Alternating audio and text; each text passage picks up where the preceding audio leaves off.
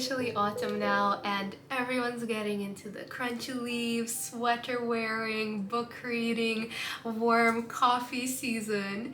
And I would light a candle, but it's a fire hazard in my dorm. So I figured that today we'd start the season off and talk about some dark academia books.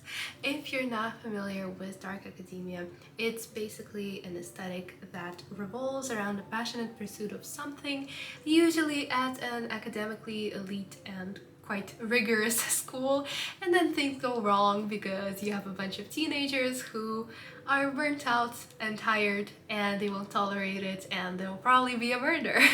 We'll save the discussion about the good, the bad, and the downright ugly of dark academia for another time. Today I just wanted to review the most popular books that I've read. Every adjective you've heard about Bunny, that it's terrifying, that it's haunting, that it's horrifying and weird and unsettling, it's true, because things go off the rails. Bunny is very much a cult that I only now realize I probably would have fallen for, because it's a bunch of attractive, smart women supporting each other and hyping each other up, and it just goes to show that sometimes our assumptions hurt us and anything can be a cult, because, you know, you wouldn't expect these cupcake-like girls with their frilly dresses and like dressing up and calling each other bunny and complimenting each other's work to be sacrificing animals in their back garden, but that's essentially what they're doing, all to fulfill their absolutely dark, depraved fantasies. It is very definitely dark academia, with the pretentious people and the cult and the obsessive behavior. I would say it's basically The Secret History if the women were actually developed in Donna Tartt's stories, and Alice in Wonderland if Lewis Carroll was a woman who had seen Mean Girls. The setting is a literary workshop, and the main character is obsessed with hating the bunnies. Whether because of their tight-knit group and their rich social status, and because she feels like an outsider, or because she doesn't think that women can be that way and be professional and talented at literature, it's unclear, but sounds like somebody hasn't seen Legally Blonde. I mean, it's a pretty much used up plot. Oh, I'm not like other girls, I don't understand why other girls are like that. And it's unclear whether the book is actually making fun of the plot and like subverting expectations through going over a trope and making it different, because on the one hand the girls all support each other and they hype each other up, and they're genuinely a community that cares about non-toxic behavior, and they'll be like, oh girl, you look so good today, girl, I love your work, you know, they don't hate each other, they have their interests and they pursue them. But also, at one point, a toxic guy walks in and they all fall apart. So it is overdone, it is a cliche. The whole novel constantly feels like irony or like satire, but then the author engages in those very same plots. So you could take it as a feminist critique, or you could also just take it as a plot that tried to do a cliche but new through using women, but it didn't work out. Just to give an example, Samantha criticizes the other women's writing, but then it's through her lens, and she has overly descriptive paragraphs that are completely unnecessary, and she talks about the girls' outfits while she complains about how much care they put into their outfits. It's a little hypocritical. I think you know why. But either way, it is a fascinating dynamic to navigate, this whole line between are we making fun of it, or are we making fun of it and also pretending to not make fun of it? The writing does keep you intrigued though, and I also love how it evolves, because you can't suddenly turn into a deranged blonde wearing cupcake dresses with kittens on them that have absolutely no taste. See what I'm doing? That's what the book is doing. When you change, then the way that you talk, the way that you think, that changes too. And it was nice to see that change reflected in the book itself. My main issue with the book is that it doesn't really go anywhere. Even the romance line, you get to the end and you have this like Mean Girl sort of premise resolution, maybe this feminist rethinking of the premise, but you're left with the question, and like, what's next? Nothing comes next, and it's unclear because, of course, we have this whole plot that's so filled with insanity and so open to interpretation, but then at the end of the day, it's just like vignettes writing that Samantha got tired of deciphering.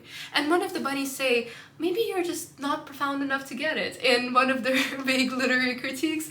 And you know what? Maybe it's too profound for me to get. Or maybe we're using twisted dark fantasies and a Frankenstein-style plot to distract us from the lack of another plot, and from deeper meanings, and from a shallow level interpretation and commentary.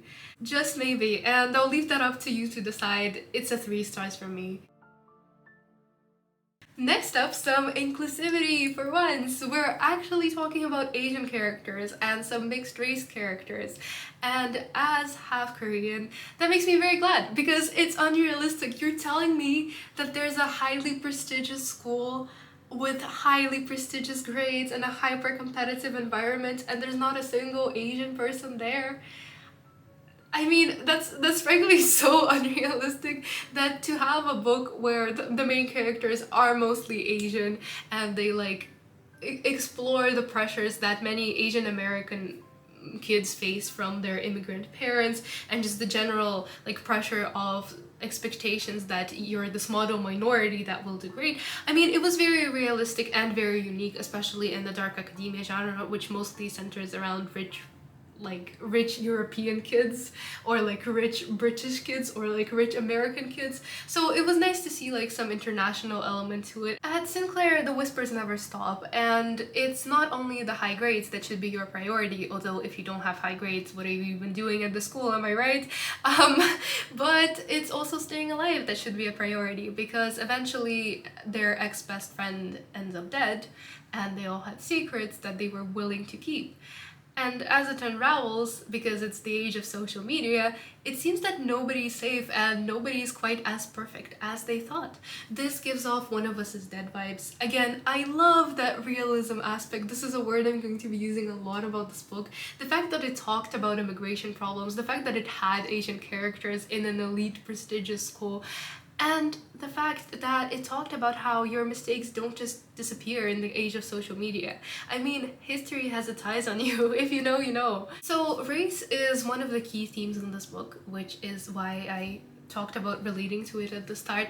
And the author, I remember like seeing an interview or like a TikTok video, I don't know, it was like she was just talking to the camera, there was a lot going on, and she mentioned how she wanted to explore the whole model minority stereotype, this idea that like all Asian kids just study all day, they don't go out and party. And she definitely took that to another level with like the murder and the arson and the stealing and the drugs. There's a lot going on there. But I also felt like sometimes there was so much baggage that it didn't leave room for vulnerability. And I get it, puberty, right? Emotional teenagers, okay, yeah. But we're not so emotionally dead that we don't open up to our friends about these issues more often. And I think it went too far with the rebel thing, making it one-sided and less complex than the author perhaps hoped for. And I think that a little bit more nuance would have also been better. For example, there was like a guy who was actually a minority because he was just white and just European, so not Asian, and like seeing his perspective, living in the school where he wasn't getting the grades he wanted, and then there were all these other Asian people, and so he reverted to like stereotypes and saying that it's not their hard work that's doing anything for the grades. I think it would have been interesting to explore his side story too, rather than making him just the villain, and instead seeing where his expectations, where his like trauma and this desire to lash out came from. Perhaps those tiny moments of stopping and reflecting would have broken down the pace of the story, but I do think it would have enhanced it, and nuance is very important, and I do highly regret it that there wasn't more exploration of such topics. Like, if you pick race as a central theme and sort of this model minority stereotype as a central theme, you could explore it more, if you know what I mean. It just had that YA problem of like picking a theme, but then you only touch upon it and you don't actually dig deep into like the other things, the micro things that go on at such schools and then in such like toxic environments. Essentially, the writing also suffered because of that. There were moments when the dialogue wasn't authentic. It was overly chewed out, over explained to us, like, now we're gonna do this, now we're gonna do this, and then when there's an background info dump on the main character, then you know that there's something that's gonna happen to the character. So yeah, it could have been improved, but overall I enjoyed the pacing, and I really enjoyed the first person diary entry style. It really gave Nancy the feel of an actual teenager, and it felt like we were on like in her head and we knew her very well as the main character, but the side characters did end up lacking because of that. I'd give it somewhere between 3.5 and 4 stars. I mean, The Secret History is pretty much the mother of Dark Academia. I don't know why I didn't talk about it first. Probably because it's very much a guilty favorite.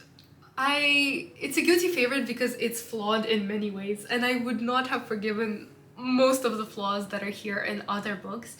But to be honest, it just resonated on a personal level. It came at a moment when I was feeling very burnt out.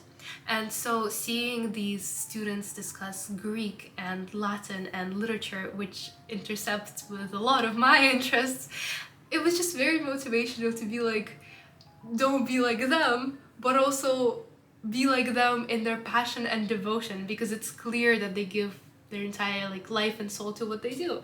So yeah, it was just a personal book for me. I am in fact planning a reread soon, and when I do, I want to make a more detailed video about The Secret History, so I'll actually keep this section brief. In case you're not familiar with the plot, Richard joins the school and then he goes out to board, and he's not a very wealthy student, and so he's like struggling to survive in the heat. It's not quite so in the middle of nowhere as the other schools, but it does have that feeling of heavy seclusion, like the students just live in their own world and they never go out and everything. Oh, except for the rich kids. Suddenly decide that they feel like going to Paris, and so they go to Paris and they drink expensive wine and they just spend as long as they want there. There is quite a big divide in between Richard and his social class and the other kids who are wealthy, and not just wealthy as in like well off, like upper middle class wealthy, but wealthy as in like we have the money to buy a car and just give it away if we want to wealthy. They have money to spare. And I do like that the Secret History actually tackled those social problems, because in other schools, I guess it's just assumed that the main character can be poor and everyone else can be rich, and there's no difference in between them. I mean, The Secret History talks about how Richard has different cultural capital to begin with. Like in his classes, he doesn't have this perfect knowledge of French and a million other romantic languages. He's new. He came here to study without actually knowing other references and other obscure like visions to other books. That being said, the cast of characters is pretty much horrible. They're basically like super wealthy, spoiled people who do alcohol all the time and who think unhealthy thoughts and then do unhealthy things like murder and they get away with it. But there's just something about the glimmer in their eyes, the glimmering eyes of the ancient mariner, that passion and that little bit of insanity and that craziness. It keeps you going. But I am mad because Camilla did not get any attention. And she deserved that attention because she was the only girl in the group and there was a lot of drama revolving around her, and also incest. There seems to be a uniting factor for all of the books I'm talking about in this video, is that there's a lot. It's quite hard to keep track of. You need to be paying attention because the vast amount of side plots and like tracking and going off in a different direction, if you don't pay attention, then you end up missing literary references and other things that help you understand why the story is going the way that it is going. It requires commitment and the anticipation because the action only starts later, and also the fact that it's not exactly a murder mystery because you get told who killed the victim at the very beginning, literally the first page. it's gonna kill you. It's not clear who finishes who. Do you finish the book or the book finishes you? The pace is, oh my god, the pace is hard to get through. It's very hard to actually pay attention those very first few bits and to see where this is all going. But if you stick around, in my opinion, it's worth it. Do I think it deserves the hype that people give it? Frankly, no. I think that it lacked some things, but the writing saves it because Donna Tartt writes beautifully, and also just the way that it resonated with me, I guess. So give it a try, if only to see the origins of Dark Academia and what other books are essentially playing off of, like the inspiration, the original.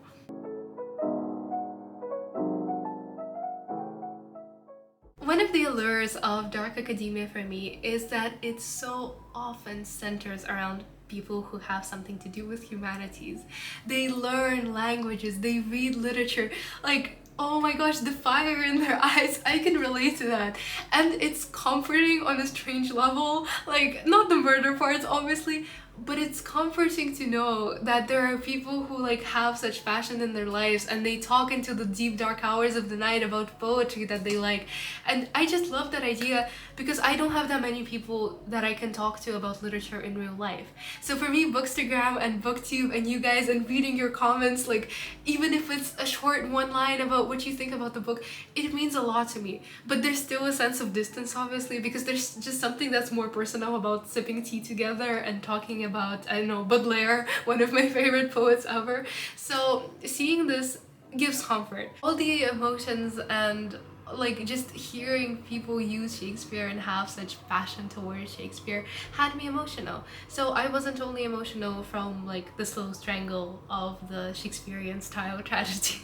So yeah, before I talk about the plot, one more hugely important thing that I wanted to mention was actually that the book makes Shakespeare more accessible, in my opinion.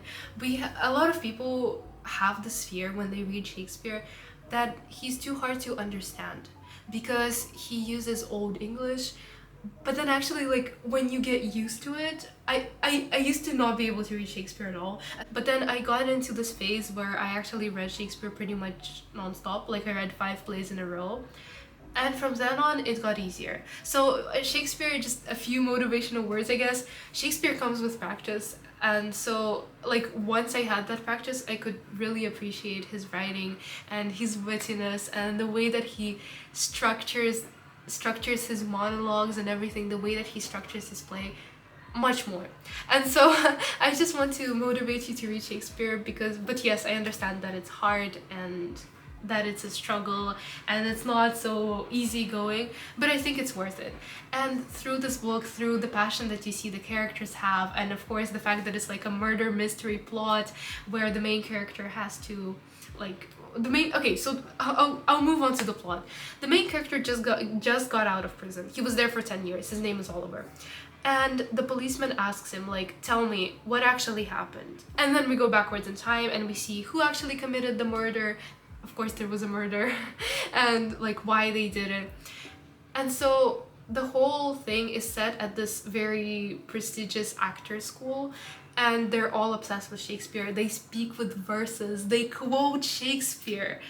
And so like through reading that and through being so engaged with the plot, I think it helps young audiences immensely. I mean, after that play, all I wanted to read was Shakespeare.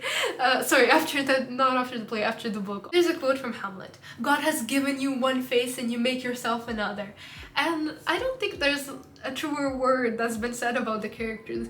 Not only because they're actors and they constantly have to put on a different face, but because you literally never know what's hiding behind that face until you get to a breaking point. This book did have its flaws, mostly typical to the YA genre. So plot twist for the sake of plot twists, that's a big one. It's a personal pet peeve of mine. I know the whole point of plot twists is to take you when they're unexpected, right? And to surprise you. And I love that, and that's great. But I think it's even better if the book has some foreshadowing in advance so that it doesn't feel like the author just decided that they don't want to bore the reader and then make a twist that doesn't make any sense and then makes the story feel inorganic because it's suddenly going in a completely different direction. and it's not supposed to go that way. Like, if it turns out well, fine, but just foreshadowing is like my personal jam. There is also that rush to get to the final reveal, and then we start to like chew it out a bit, and it's clear that we get so excited because like we finally get to find out what happened, and oh no, we can't end this way, but then this happens, and like, right, that was also really, really good. And another quote, just to end this review with: "What is more important, that Caesar is assassinated or that he's assassinated by his inner group of friends?" Exitus Polina.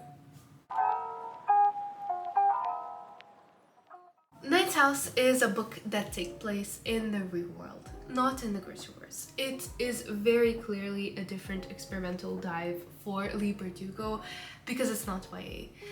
I would not call this YA. I would very much hesitate to call it YA because of the pace, because of the density of the book and the broad range of the topics that it covers, and because the things it covers are considerably much darker. The setting is Yale University, which Lee Berdugo actually graduated, if you do not know, but she put like a magical realism spin on that because there is a bunch of secret societies like in real life, but they're considerably darker and they all rely on magic. We do have a little bit of that chosen trope, but she doesn't know it yet because the main character is traumatized compared to the other characters. She's lived through a homicide. I think we're over that because sometimes we focus too much on the backstory and then we don't end up developing the characters in the present at all. However, that being said, she is fully equipped to deal with the actual like dark nature of the magic that we're dealing with. I mean, honestly, she suited the world building, and since the world building was in general very immersive, it did make for a very cohesive and organic reading experience because everything just, even the things that weren't perfect, they just riffed off of the things that were, and it managed to make it work. This is a book filled with so many incredible quotes and literature and allusions to history and classical studies, and it really matches the setting. A lot of the times I feel like we get to a setting in dark academia that's a prestigious school and then we just don't write in the language that the students are using, and it kind of feels that we're distancing ourselves from the plot and from the setting. But here, because it was so wholly developed and in the real world, like references to Tennyson's poetry and stuff. For example, like the societies, they all have a quote from literature describing it. My favorite was this one: "Have power on this dark land to lighten it, and power on this dead world to make it live." No matter what you think about the characters though, they are likable in the regard that they are not simply black or white, and they have their flaws and they have their issues, and it makes for interesting reading, especially when you talk about the darker magic and there's like this constant debate whether what they're doing is fine and whether it can be justified, and having that extra level of complexity to the characters where you can understand them. You won't justify their actions, but you can understand them, is also important in getting the reader to engage more with the story, and I think Berdugo handled that very well. The slow pace was making it very hard to want to read on, especially when the action started. It felt like we were going at a snail's like pace. We were literally yelling at Alex to just start investigating what was happening because it really didn't make sense to just let it hang. You know, oh, my best friend is having trouble, I guess I'll just wait 2 weeks and see if they come back. It gives off I am burnt out and lazy and not in the mood to explore murder mysteries vibe.